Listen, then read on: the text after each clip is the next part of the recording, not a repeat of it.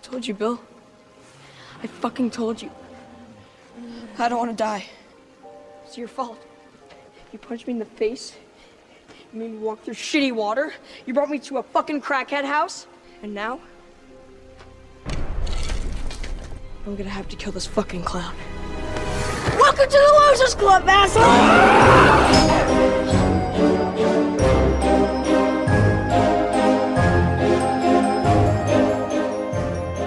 Hello and welcome to What Makes It Scary, a seasonal podcast unleashing the fear behind your favorite and not so favorite horror movies. I'm your host, Clever Girl, the Jody of the Henderson, and with me I have Mr. Ed, Alex Vincent. Hello, I'm Alex Vincent, Mr. Ed.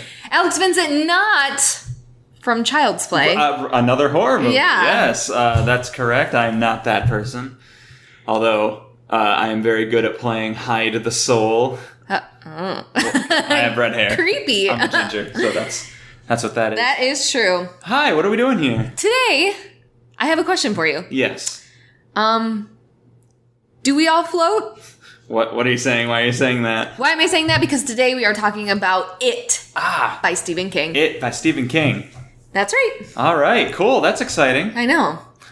It's one of my favorites. I'm really excited to talk about it. It is. It's good. Let me ask you this. Yes. Have you read the book? I have read the book. Well, I've listened to the audiobook, which in my opinion counts. It counts. It counts. I've listened, I've read the book, and yes, is the answer. I also have. Yes, you have. Like one of the very few people who've actually, it's a huge book. It is. It's for those very who have long. never even seen it, it's a huge book. It's Stephen King's, I think to date, his second largest novel. Is The Stand the other one? Yes, it is. Yep, you're right. One. Oh, yeah. That's really cool that you know that. Mm-hmm. Yeah, definitely. Do you read a lot of Stephen King? I used to. I haven't read a lot of his. I think it was the most recent thing of his that I read. Mm. Yeah.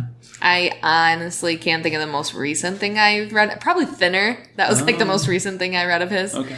But yeah, I read a lot of his stuff in high school. Yeah. Yeah, definitely did. Anyway, what do you like about it? What do I like about it? Well, it is very well written, obviously. Is it? Well, it is. So, it's interesting. I actually have a very weird love-hate relationship with the book. With Stephen King. Well, with Stephen King, specifically this book, I tend to use it as a focus for all of Stephen King's writing. Yeah. It's very dreamy and kind of ethereal and hard to pin down, which is by design. But it's also hard to get a handle on the characters because they don't talk the way normal people talk. You are absolutely right. But a lot of the weird stuff that I love about it is how comfortable a lot of the dialogue is when they're adults and they're talking to each other and they're like, well, we're figuring all this stuff out. Like, when I had this event and you had that event, that must mean this. And here's what we can do to team up. I always love just discussions about the plot of something.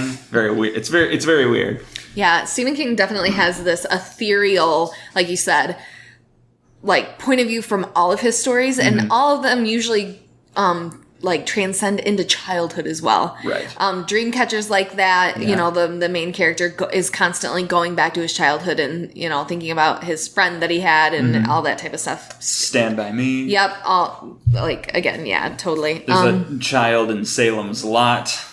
Not really about childhood so much, but yeah, definitely. Cool. What do you like? What would you say you like about It the book? It the book? It the book. That's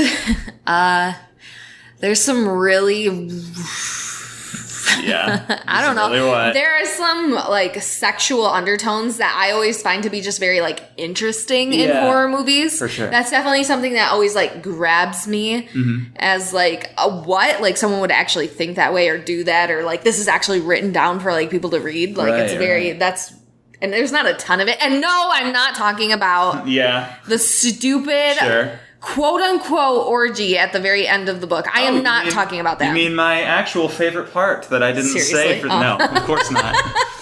No, I am not talking about that, so don't at me on Twitter. Don't at me. That's weird. Mainly, Beverly's adult backstory that we get at the very beginning. And, she has this low-life boyfriend who beats the shit out of her, and she finally, gets away from him, throws a bookshelf down on top of him, pins him to the floor, and walks the fuck out. Yeah. That's awesome. And then there's a cool punk rock song playing in the background, and you're like, how's this happening? I'm reading a book. That's weird. Yeah. But yeah, that's honestly, like, I could find myself, like, rereading that part over and over again. Yeah. It's very... Yeah. It's a good scene. Yeah. A horrible character of that boyfriend, but good scene. Yeah. Definitely. Sweet.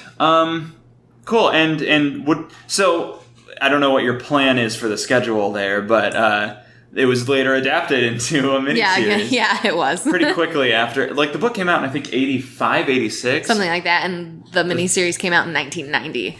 Oh, so maybe a little later than I thought. I thought it was like the year after. No.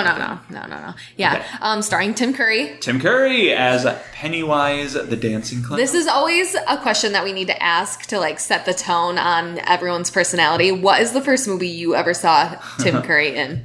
Or Tim Curry from, I should say. That's a hard question to answer. There are two contenders that I don't know the answer to. One of them is Home Alone 2, Lost in New York. And the other one is Annie, the movie musical Annie. Who is he in Annie? He plays Rooster in Annie. No way, does he Bernadette really? Peters' boy toy or whatever. I am gonna have to look that. I think it's his brother. No, it is the brother of Miss Hannigan. Right, who is Bernadette Peters, is no, it not? that's Carol Burnett. Bernadette Peters is... Oh, is the Cindy character? Yeah. Oh, okay. Yeah. That's really funny. I've never seen that, which is very weird. You would think I would know that. Embarrassing, but it's probably the first thing I saw. I know. Mine is just as embarrassing. I know him from Muppet Treasure Island. Oh, no, that's not embarrassing. Muppets are cool. Muppets are cool. That is a very small, like, not very common pick. I agree. I've never actually met another person that's like, yeah, Muppet Treasure Island. Right. Muppet Treasure Island. But it's fun. It's fun time. It's one of my favorite Muppet movies. Cool. Yeah. What'd you think of the miniseries? Okay, well, at the time, when I was young... Yeah, I was going to say, when did you first see it? So my first interaction with it was probably just seeing the cover in, like, Blockbuster. Oh, I know, And right? it's so scary. It just freaks out the child. It's just such a terrifying... Because, like, does he have the sharp teeth? I think he has the sharp teeth. I don't necessarily know if he has the sharp teeth, but he has the creepy hand. Yeah, he has the weird claw hand, and yeah. it's, like, ripping. And I didn't see the movie, but I saw either a trailer or some kind of clip show where they showed scenes, specifically the one where he, like, pushes open the shower drain and, like, crawls out of it. And that's terrifying. That messed me up. I would just think about Pennywise and I would just, like, start shaking when I was a kid. It was so scary. So what age, did I miss it? Did you say what I age? don't remember. I must have been, like, it was definitely younger than 10, but... Wow. Ooh, it was just, that's too young. But, well, it's just seeing those, like, brief clips. By the time I actually saw the movie, I would have been probably around, like, 14 or something, which is still... That's young, but it's old enough to be like, this isn't real. But I was still really scared of it. It was scary. Mm-hmm. What about you? I was like 16. Oh, okay, cool. Like you, I had seen it in Family Video and stuff like that, and I'm like, I will never watch that movie. And then my friends started reading it in in our literature class, and it has the face of the clown on it. And I literally was just like, can I borrow that when you're done? Because something about it, I was just like, I really want to read that. You're just drawn to the things that you're scared of. Yeah. And so I read it, and then I was like, well, I have to watch the movie. Yeah. I honestly had, like, a huge party at my house to watch it. Really? Like, I had a bunch of girls over. Oh, that's so cool. And my parents, like, laughed. I was like, I didn't want them to leave, but they did. Yeah. And, I honestly, like, we put in the DVD and the, like, load screen comes on and it's his face and it's terrifying. No. I literally, like, screamed. I was like, yeah, it was terrifying. I want to tell you, Jody has not improved in her fear since becoming an adult.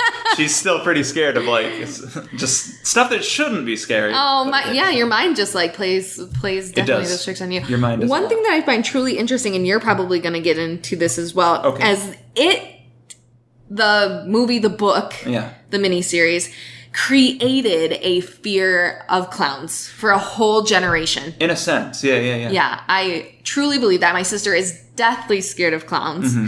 I don't necessarily have that fear of clowns unless they are like demonic clowns. They're like deliberately scary. Yeah, like, honestly, you could take anything and give it terrifying teeth, and I would be scared of it. Like that's honestly teeth. Is that it for you? Yeah, I think which is funny because I'm a dental assistant. But maybe that's why. No, it's not. Okay, cool. Well, yeah, that's definitely. I think when people. It's something that's, people look at symmetrical things in the face and that's how they recognize something as like human and kind and stuff like that. Yeah. And so when you see something abrupt and different, that's what just like shatters you into fear and stuff like that. Yeah, for sure. Yeah. Definitely. Did you have anything to touch on? Yes, but I figured we'd talk about some of that stuff later because there's more about it that we have to talk about. Like, they made the miniseries and then they made a new movie recently. 27 years later. Whoa, did they? Which? 1990, 2017. Which in the book, yeah, and in everybody's story, it comes back every 27 years and has this like catastrophic event that kills a bunch of people. Right. Or kids. Right. Usually kids. So I'm like, how fucking clever of them. That was good timing. And I just wonder if they like sat on it for a little while. They must have. Or they like really just got it together really fast, which is amazing because this movie is great. Yeah. It's absolutely fantastic. I always wonder about timing stuff like that because if you look back in history and you're like, oh, this company was founded in like 1901, and you're like, oh, you couldn't have started a year earlier and just like lined it up neatly. Your 100th anniversary would have been to that, whatever. So I wonder if like somebody has an idea and they're like, oh, I can't do this yet because it needs to come out. I think that's what's like the coolest thing behind a lot of our horror movies that we're getting nowadays. Yeah. We've reached that point to where it's a different, like, let's take Halloween, for example. Halloween. You take, Halloween, and this past fall we got Halloween 2018. Right. And it's been enough time span that the people who originally were watching Halloween in the theater are now old and not watching TV okay. or movies. But like a new generation is coming up with it. Right. But like it ties back to the original. It's new, it's fresh, it's stuff like that. So that's what is really cool about it. Very interesting. I love this new, like, there's like this wave of reboots happening lately. I like it. Some of it I like, some of it I don't. Yeah. And, well, when is this episode coming out? Because... Oh, great question. Because officially, like right now, as you're listening to this, Chapter 2 is out. It's out now? It's out right now. Go. Stop this podcast. Actually, just listen to it on the way to the movie theater and then like on the way home. Right. We actually just got back from watching it. Because we are recording this live. Yeah. You're listening to it live. Tweet at me. Can you believe they shot that horse? They shot the horse. What? Why would they just... Oh. Yes, the horse. Poor horse. That's a lie. It is much before. We're going to go in and they're going to actually shoot a horse. Oh, man. What if you spoiled it by accident? That would suck. Anyway, and you told them to listen to this on the way and not later. So, yeah, what did you think about the new movie? It's fantastic. The children. We're talking about the chapter 1.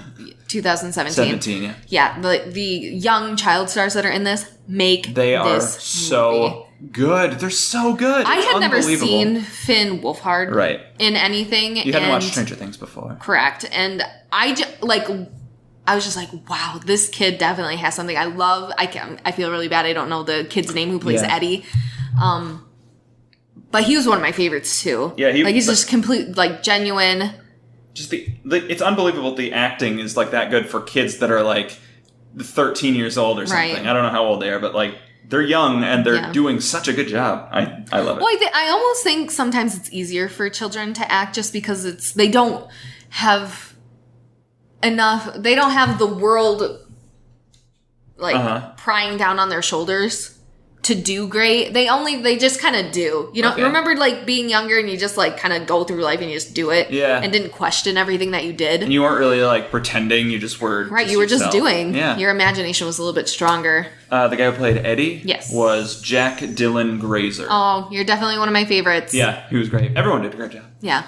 I do believe that they cast Beverly just a little too old, yeah, but I get why they probably had to do that. Yeah, because of the like less clothing scenes that she has. Right, she probably had to be older, but and even if she's still like underage, it would just be the more uncomfortable it is. Yeah. And it also is really annoying, the resemblance she has to Molly Ringwald. Right, because they make a reference to it. Yeah, it's honestly, like, distracting how much she looks like her. Well, talking about, like, uncanniness in terms of that movie, I don't want to, like, get off track or on a tangent or whatever, but you just said that you hadn't watched Stranger Things before watching this It, and I had, and I thought it was great because I loved Stranger Things when it came out, and then when It came out, I loved that. And that they're literally like the same thing. Well, that's what I'm going for. You watched it for the first time, Stranger Things.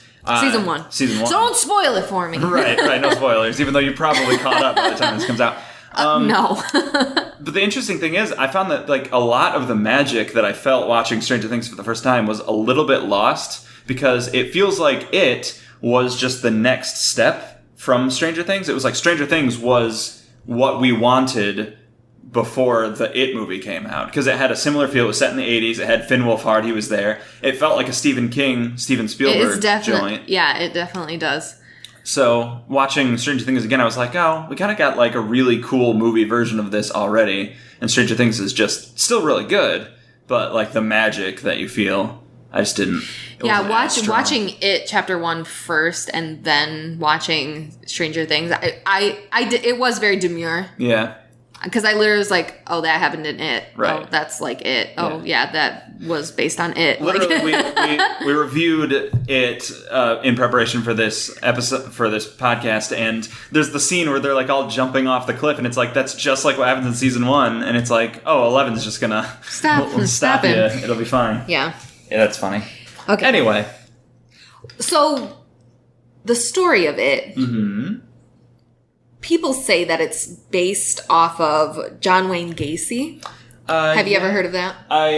John Wayne Gacy? Yes, I've heard of him. See, I really hadn't. Like, that name rings a bell, but I really couldn't tell you who it was. Oh, okay. So, for the listeners who don't know, this was a serial killer who would, work as a clown. Yeah. This is a real life story, by the way. It's not an invention. Who worked children's birthday parties as a clown. Yeah.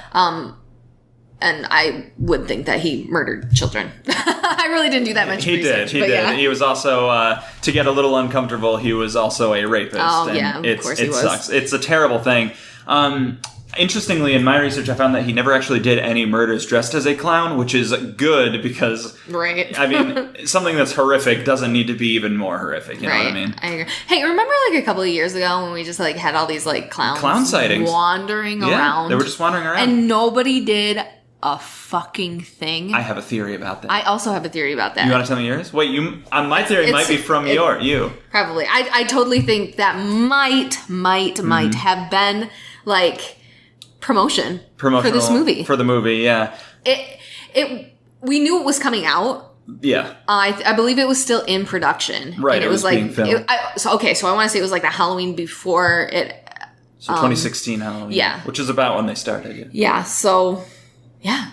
They're like, all these people just wandering around clowns. And I'm like, if it was, damn, that's really good. But I think what also very dangerous. Very dangerous, which is, I think what happened was it got out of hand because people started picking up on it and like mimicking it. Which is what always happens. And there was so much media backlash of like, this is a terrible thing, that the people who were actually behind it were like, oh, let's not actually, because with something like that, there's going to be a reveal that this is a tie-in for the movie, but that never came. I think it's because they backed off of doing it because it became so much bigger than... Probably. I did know that when I believe it's opening day, all around the country, red balloons were tied to sewer grates. That's cool. That's awesome. I never saw any of those myself, but I really wanted to. Yeah. But I also would not have been able to handle that. If that would have happened to me, I don't even know what I would have done. So, you know what they should have done? Movie theaters should, like, during screenings, go out into the parking lot and just put red balloons on cars.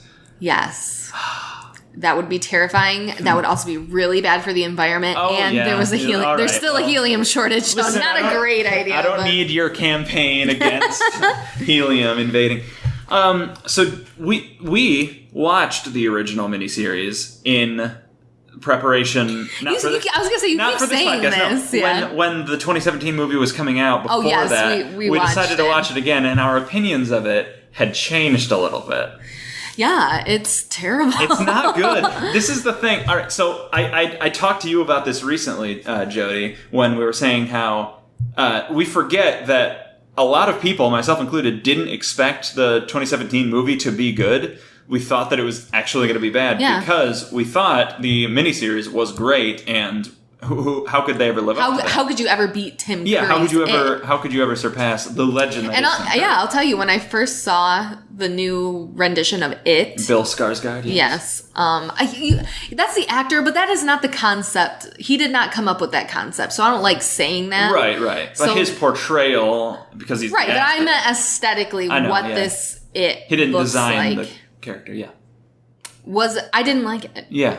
But I like now watching the movie and remembering what the books are actually about. Mm-hmm. It's amazing. Yeah, because he isn't human, right? And we have to remember that the original, the miniseries was so human, much more like it's a normal clown, but it's actually evil. But this is a sentient being, right? This is something from the depths of hell. Yeah, this is an otherworldly creature, and he does a really good job at looking like that and acting like that. He does amazing. It's kind of like apples to oranges. Yes, he's playing the same character, but it's not really the same. Which is how you should do it when you do a reboot. When you do a reboot, have a new take. Yep. But yeah, that first movie, it's very slow and sleepy. It's very... Well, it's a miniseries. It's a miniseries. But just the acting's weird, the editing's weird, the music's weird. The kids are very, dull. Yeah. And that. It's just hard to watch now, because it's just like, this could be so much better. You know who was in the miniseries?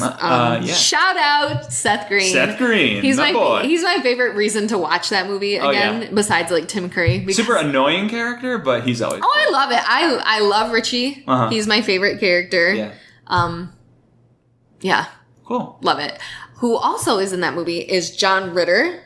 Yes, who plays John Ritter. Ben when he gets older. Yes. He's fun, not so fun fact. Oh, no. John Ritter, who I said plays older Ben, and Jonathan Brandius, something, who plays young Bill. Okay. They both died in 2003. Whoa, same year? Mm-hmm. Same year. Do we know how? Young Jonathan hung himself. Ooh. And John Ritter famously died of a heart attack. Yeah. So I'm like, wow. That's very weird and very dark. On a lighter note, John Ritter was in another horror movie that I love, which is Bride of Chucky. So that's seriously? Fun. He is, yeah. I've never watched a full Child's Play or Chucky movie. He plays, I believe, Katherine Heigl's father or stepfather or something. Katherine Heigl's in I seriously can't. You're just blowing my mind with all of this. And I felt prepared, I knew a bunch of horror movies or anything. Well, this is that. very separate from... Yeah, but, so that's cool. What's the biggest difference you notice from, the books to the adaptations? Well, obviously the modern adaptation, the 2017 version, it jumps forward in time so that the kid stuff happens in the 80s and the adult stuff is going to be happening in modern times, which the original The Kids were in the 60s/50s, which doesn't seem like it should be that much of a difference, but kids in the 60s are so different from kids from the 80s and 90s. See, kids in the 80s, I kind of think of as similar as today. They're just they talk about whatever they want. Yeah, that's what you've said before. It was so much more relatable. Yeah, it's relatable. It's contemporary. 80s. It feels realistic. Whereas in the 60s, it feels like everyone's on a stage and they're acting and they're like, oh, well, we have to do this now. And soon we will go and... It's very vaudevillian, even though that was from the 20s or whatever. Right. But it's very dun dun dun dun. We're from the 50s. It's just everything's made out of cardboard and it's weird. Yeah, but you are totally right. In the 80s, it's just hey, did you see Star Wars the other day? That was great. Oh no, there's a clown. Run. Yeah. It's just much more. It's just more fun for me personally because I grew up in the 90s and that's more close to the 80s than the 60s, right. Obviously. Yeah. But also in terms of how people act. So that's probably one of the biggest differences of just how it relates. But also, I think this, it's quicker. I mean, I don't know, just mean because of the... It's wittier. It's wittier, yeah. Finn Wolfhard's character alone is. Oh, yeah. And I keep saying it like Finn Wolfhard, Wolfhard. made those jokes or whatever. Yeah. No, the writing is much better. It's quicker. Definitely. It is kind of what kids would be like. Yeah. I remember, you remember being a kid and, like, you when you're away from your parents, you just, like, say anything. Yeah. Like, You're just weird. yeah, very weird. Kids are weird.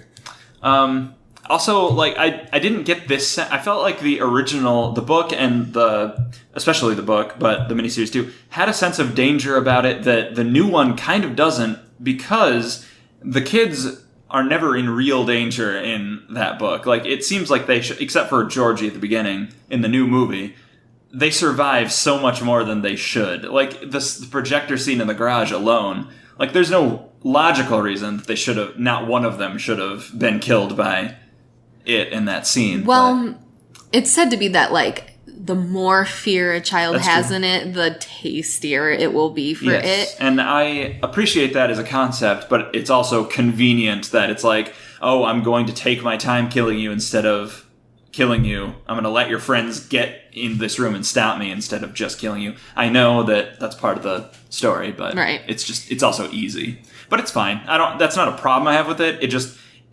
Especially reading the book, because you're in the characters' heads and they're like, I know a way to stop this thing and not let it kill me, and then that works. So that it feels like there's more danger in the book than in the new movie. What do you think is so scary about these movies? Is there anything specifically? Well, a lot of it obviously comes down to Pennywise. In the original, Tim Curry did an amazing. As much as I don't love that miniseries, Tim Curry did an amazing job bringing this thing to life, and Bill Skarsgård is just. I don't believe that that's an actor playing. No, character. you could show me a picture of the actor, and I would be like, who? And it's not just the makeup; it's like he's transformative in that role. He does such a good job. But it's also like it just really calls into the question of the institution of abuse in the world of Derry and the real world. It's the great kind of horror that says something about the world in a sense of, here's something that we all know of. I'm going to give a face to this that represents that and still use it in the movie. You said my favorite buzzword, which is Derry. Derry. And I take Derry as to meaning like the small town that everybody comes from. Mm-hmm. So I think that definitely transcends like the fear to everyone else.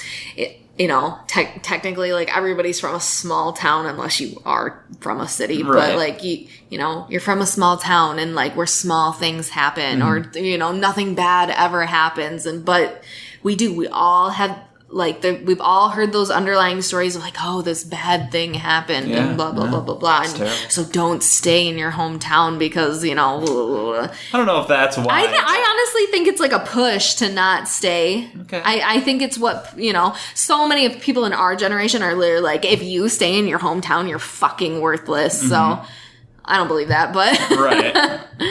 But I think that adds to the reason that that's happening so much. Yeah.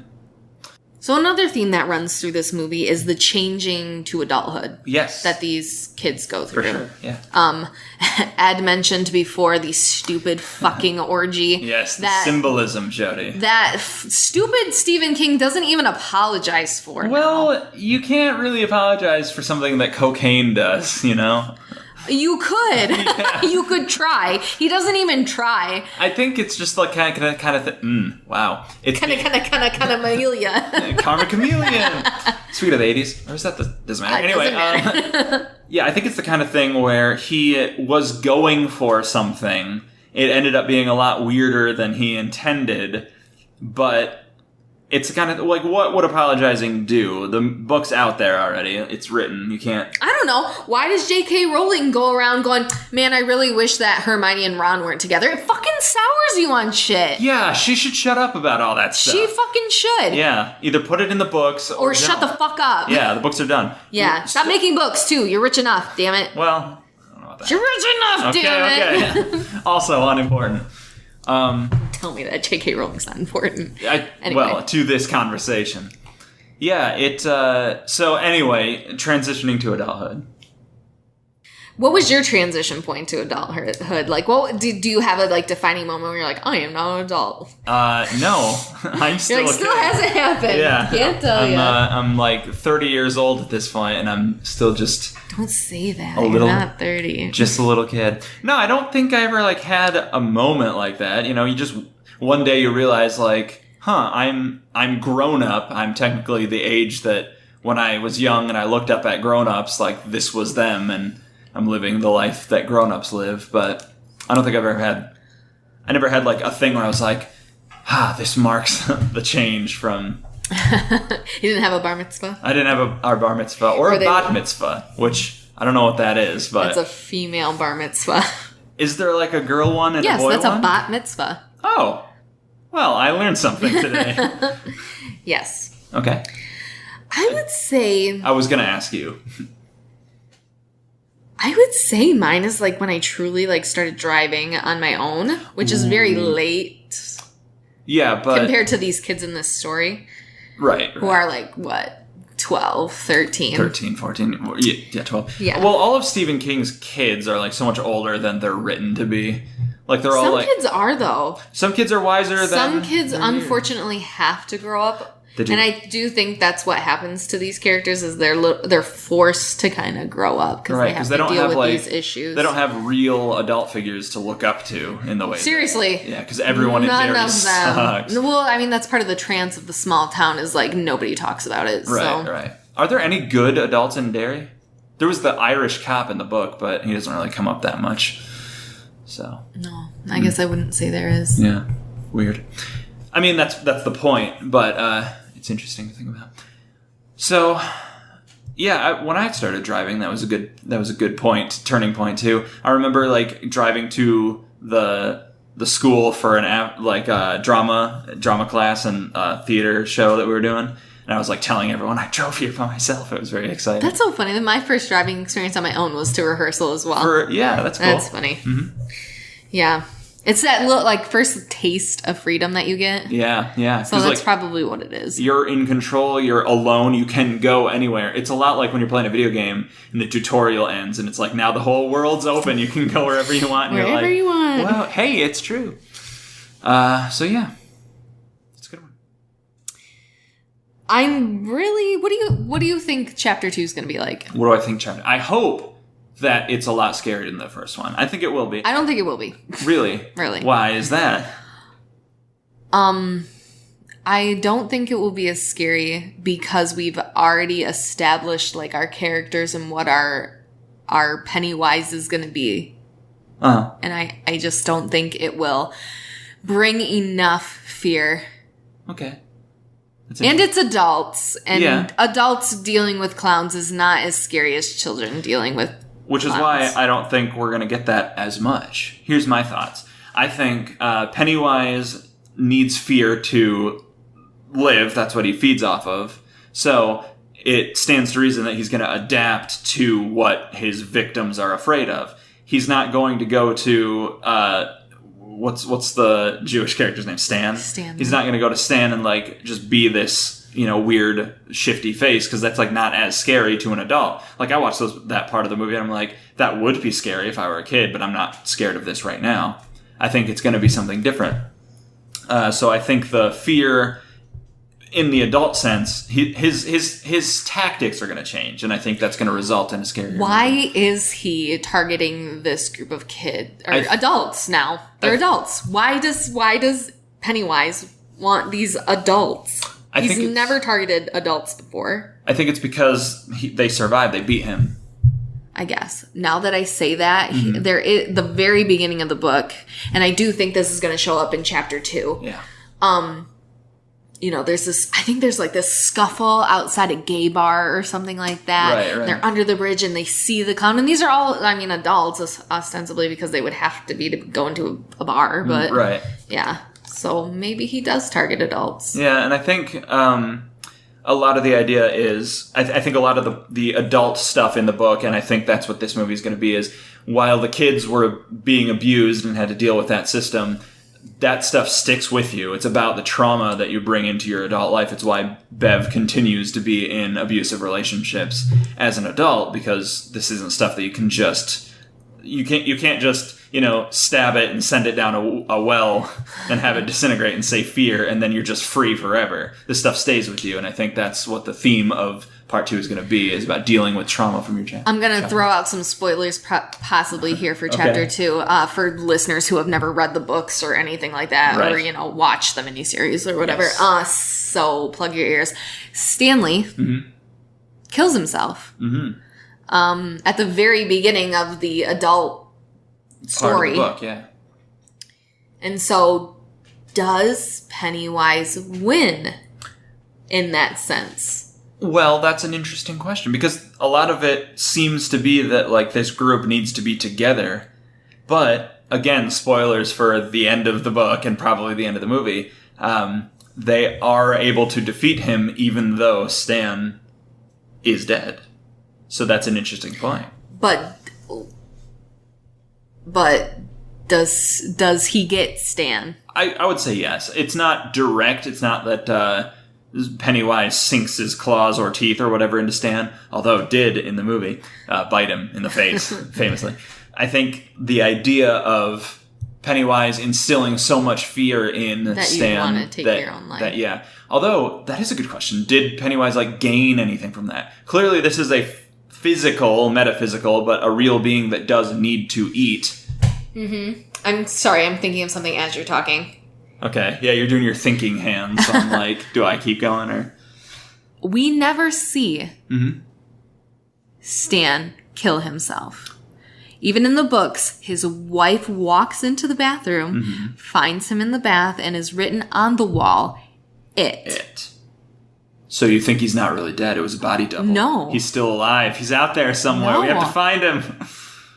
What? Well, I'm just thinking that, it could have went and killed him. But Pennywise is in Derry and doesn't really leave Derry. That would be a stretch.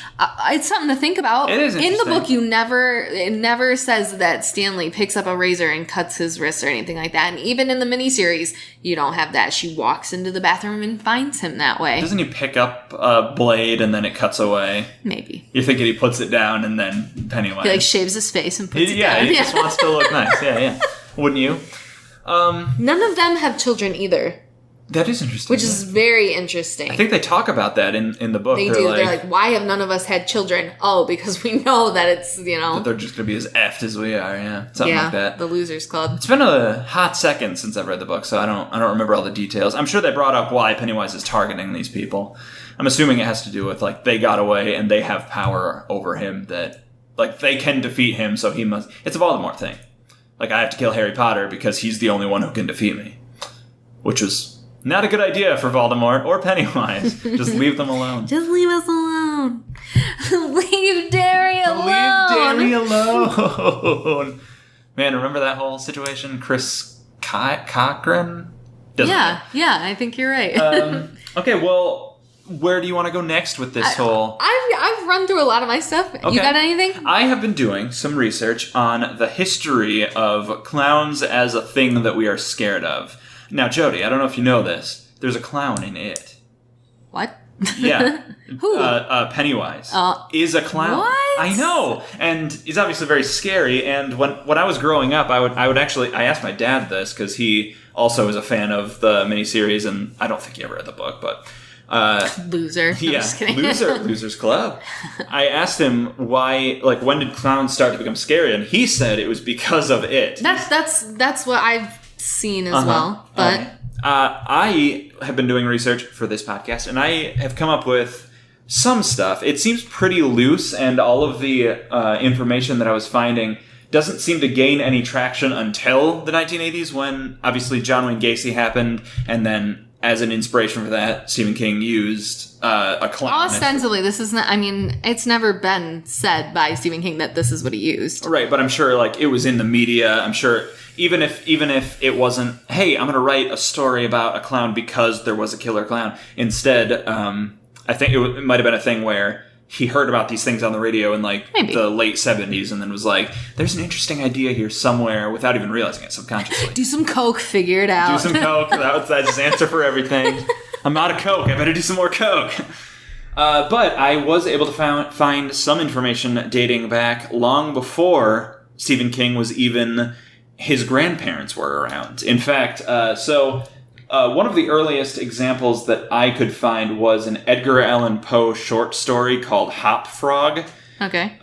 Which was inspired by a real event where there was this French prince named, or was he the king? I think it was the king, Charles the Sixth. Okay. He was famously very insane, and so his family like threw him this big party celebration to kind of cheer him up. This is a festival where everyone is happy. It's supposed to be a fun, exciting thing, and somehow, because of a torch brought by a spectator, a fire started, and 4 of the dancers were killed in this party. The King, Charles, did not die. He escaped, but this event inspired a short story written by Edgar Allan Poe called Hop Frog, where the title character is a person with dwarfism who is taken from his homeland. He becomes the jester of a king, particularly fond of practical jokes, and because the king was abusive to him and his friends and everything, he pretends to be the king, and he kills everybody.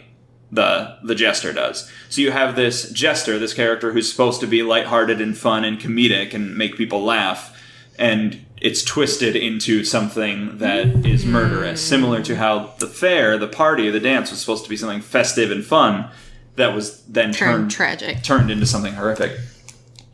This is a common thing that I've found in a lot of horror, especially modern creepy things like you would find on the internet. It's taking something that is fun, that kids enjoy, something that's youthful and innocent, and corrupting that in a way that makes it horrifying. Assholes, but it's fun. Because, like, is it? Have you ever heard of, like, lost episodes of TV shows? Yes, can we not? Yeah, we won't get into too many details about it, but it's basically just... I'm already scared. Yeah. Basically, you just take something that's fun, take something that's innocent, and you twist it to be horrifying. Clowns are supposed to be fun. They're supposed to make you laugh. So, do you know where the origin of clowns came from? It's actually just, like, super, super racist. Oh, is it? I bet. Yeah.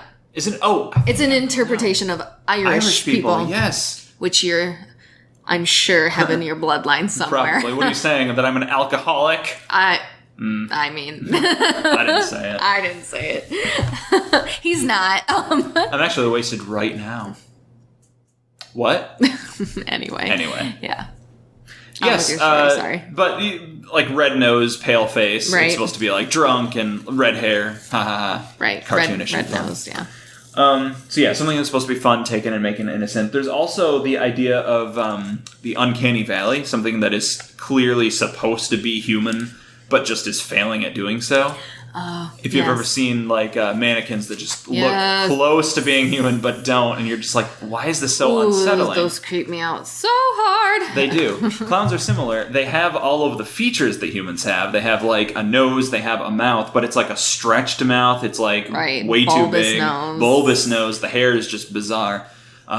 So taking something that you recognize as being normal and just twisting it in a way that is uncanny, and it makes you unsettled. Also, of course, there's John Wayne Gacy. That was probably because like there was this underlying fear. I think the idea was, I don't know that people were scared of clowns for that, like in the serious way that they are now, but there was the potential for it. Like there was the idea that's like, because even growing up as a kid, I didn't think that Bozo the clown was scary. I didn't think Ronald McDonald was scary. Yeah. But it certainly could be if you gave it like a creepy edge. If you're up late at night and you're like watching scary movies and then you see like a picture of Ronald McDonald, your brain could be like, ooh, what's he hiding under all that makeup? What are you hiding? What are you hiding? And you could be unsettled. But it's not scary. Like if you were in the light of day, if you were just out at a McDonald's and you saw like a poster and it had Ronald McDonald, you're not going to go, oh no. Some people do. I know. Holy cow. Well, I hate capitalism, and so, so the face of corporate America. That literally leads into one of my final questions. Yes, please. Is I can't believe you. What is your Pennywise? Ooh, what do you mean by that? What is your... Don't say it again. I know you're just going to say, what is your Pennywise? No. What is your leper to Eddie? What would Pennywise become to me? Yes. Okay, that's an interesting question. I'd probably have to think about that for a little bit, but off the top of my head, at least it would have been for a while. I would say Slender Man. For a couple of years there, when it first started, like around 2009, 2010, like any, like, even people saying the name of it, I would just be like, can we not? Like, I literally would just start shaking. I was so scared of this thing. I know. It was so unsettling, but I've grown out of that. I think that the media around it is cool, like the web series and everything, but I'm not really that scared of it. I would have to... That's the thing. I've talked about this a little bit before on our other podcast, Peeves and Q's. Our non-seasonal podcast. Or was it on Peeps and Q's? Maybe. But I don't really get scared of things anymore. It takes a lot to scare me because... Must be nice. Well, I think it's because I'm dating you and I'm the... Sorry, everyone. I'm the man in the relationship, so He is. There's no doubt about that. So he does gross man things Wow. for me. What do you mean by that? Like taking out the garbage. Oh, okay. Wow. I thought you meant like... Hostile masculinity No, over I thought here. you meant like F-word No. type things that are gross. I've never done that. Farting. No, gross, Jody, stop. Now who's the man? Not me. But because I have to be like the protector, just something in my brain goes like, oh, this is not scary. Like I'll watch the most hardcore horror movies that when I was... Hardcore. Like not even when I was younger, but like just before I met you, I would be scared by. And I watch them again and I'm like, whatever, who cares? Well, when you watch something again, it's That's never true. as That's true. scary. But there hasn't been anything, unless I'm playing... I find games to be different. Like a horror game, if I'm in it and I'm making the decision and it's right in my face, and I'm like, oh, this is going to be... Because it won't keep going unless you're looking at it. Right. So that's different, but like movies and stuff, I'm not. And like the idea of like Slender Man or whatever, I'm just not scared by that stuff anymore. So it's a shame because I like being scared, but it's also good because I'm not scared. I do not like being scared. So I don't know. I will think about it. Maybe in the next episode, I'll have a different answer for you. We can have like follow up. We could. What would you say is your favorite ice cream? I want to change the subject. Just kidding. I would definitely have to say Moose Tracks is my favorite ice cream. Oh, okay. You really got me with that. That was some not know. superb acting. No, my Pennywise would definitely be someone like Leatherface or Freddy Krueger. Someone who is ugly, disformed, angry, volatile, just like out to dismember, mutate you and everything you love. That would completely be my Pennywise. For sure. It would strike instant fear.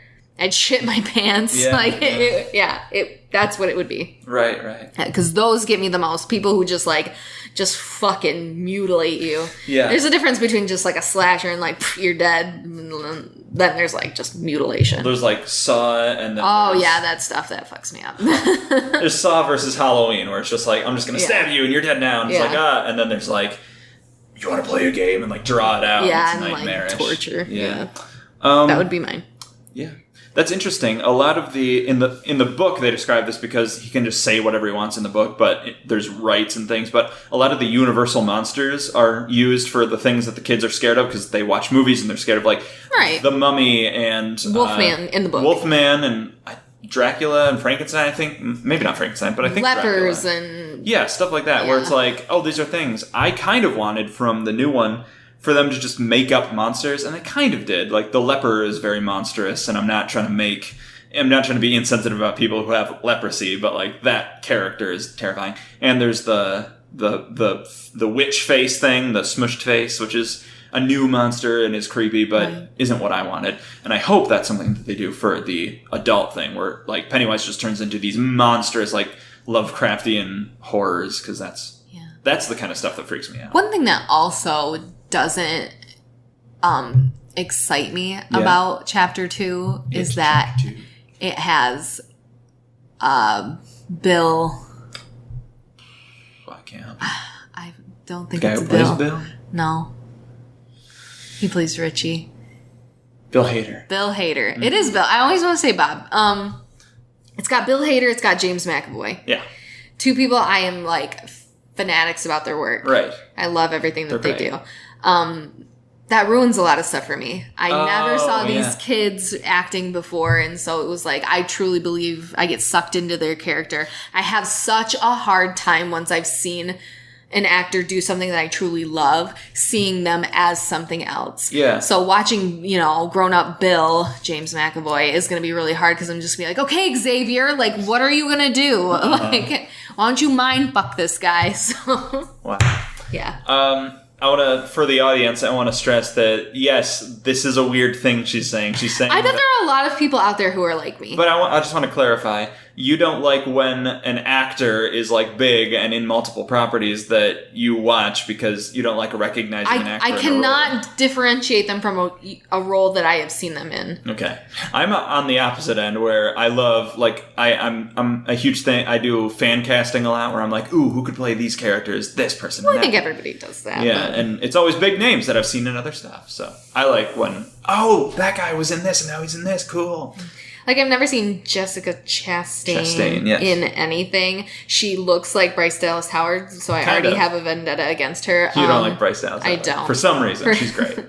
But I've never seen her in anything. So I'm excited to see her. I'm excited to see Grown-Up Mike. Mm-hmm. And the rest of the cast. I'm really excited to see Grown-Up Eddie, because that guy really does look like that kid all grown up. When, in the trailers, have we seen Stan?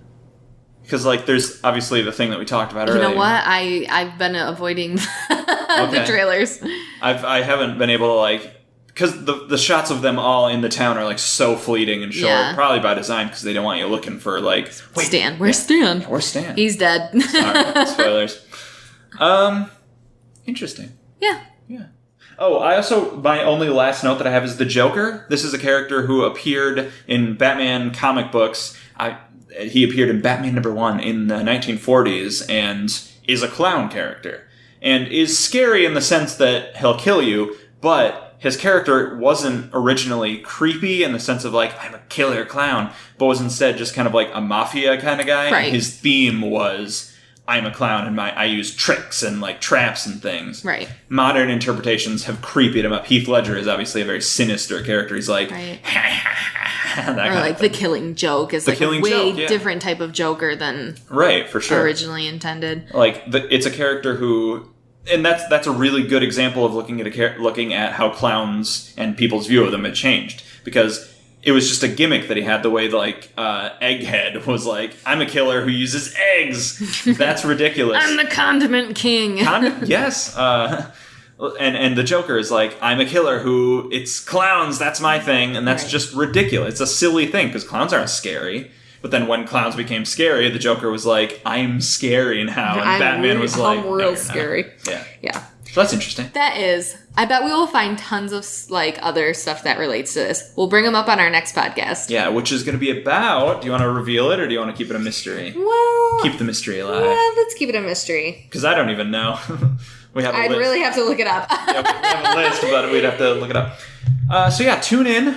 Well, maybe you should talk about it. Yeah. Tune in next week. This is, like I said before, this is going to be a seasonal podcast. We're going to run this for 2 months. We're going to run this for the month of September and the month of October. If you like it beyond that and it gets great success, we might do more. So this is really on you. Yeah. That's a lot of pressure. Tell your friends.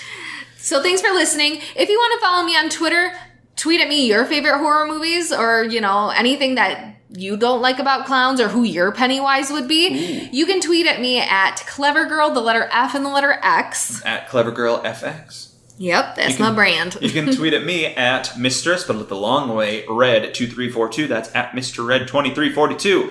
This podcast might have a Twitter. It might. Search for it. Search for us. We're going to have you do some work, literally. I mean, we're not going to do everything for you. Yeah, come on. How much can you expect us to put into this? Anyway, so... Yeah, that's it.